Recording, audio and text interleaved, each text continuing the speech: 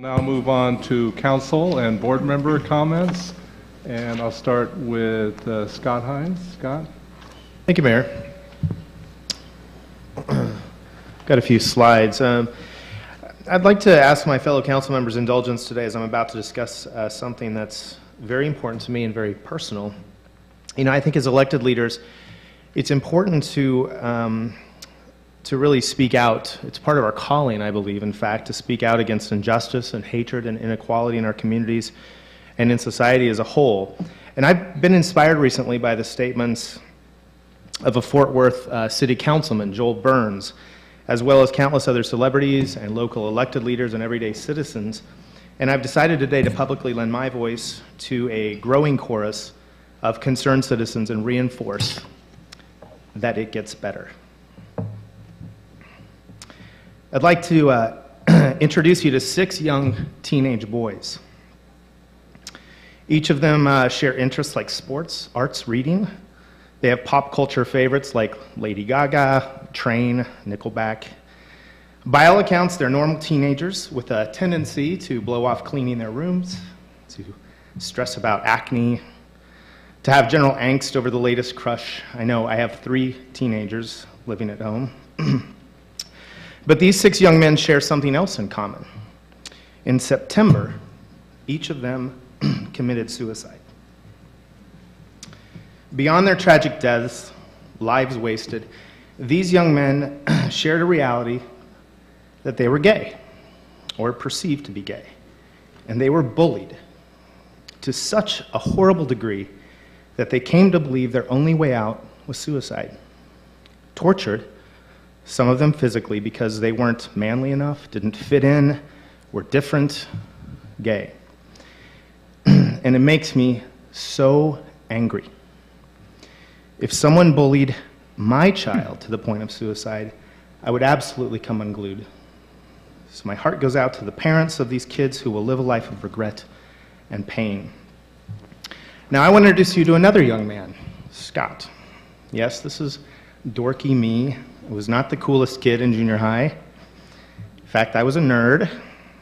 I liked cooking and epic battles with my Star Wars figures, and yes, I sensed it even at this age. I was gay, and I hated it. I hated it because 3 boys in my neighborhood constantly bullied me.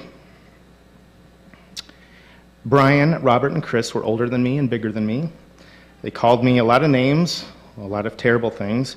But beyond the verbal harassment, these boys also hurt me physically. They beat me up routinely at the bus stop, before and after school. And once they released a German Shepherd to attack me. And I still have scars on my legs from being mauled by this dog. You know, but somehow I got through it. I endured. I could have easily, however, been one of these boys and ended my life before it ever really began. So I'm here today to deliver a strong message to gay and lesbian youth that it gets better. You can be anything you want to be. I've served in the military, a lifelong dream of mine, and though I had to serve closeted, things are changing, and you will soon be able to serve your country openly and proudly. I've owned my own companies. You can succeed in the business world and be proud of who you are in your dream job. And yes, you can even be elected to public office and serve your community as an openly gay leader. It gets better. You might feel alone right now and feel like you don't have any friends, but I'm here to tell you that you will. You just have to find your tribe. And someday you'll be enriched like I am with close friends who are there for you through thick and thin, whether you're gay or not. It gets better. And I know what it's like to lose your family. Luckily, my parents and siblings ultimately came around, but in the end, you can create your own family. In many states now, you can get married. You can find true love. You can even be a parent and be gay. My family is full of love. And my husband, John, and our children bring me great joy. It gets better. There's nothing wrong with being gay.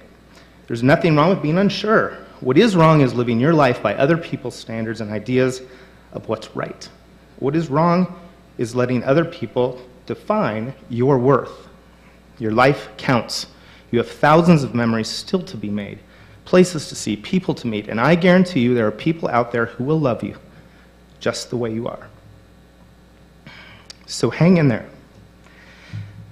Persevere, and eventually you'll have the life that you've dreamed of. It gets better. And if you're close to ending things, please, please reach out one last time to my friends at the Trevor Project. They know what you're going through. trevorproject.org, or call 1-866-4U-TREVOR to talk about how you can get through this. Believe me, it gets so much better. Thank you.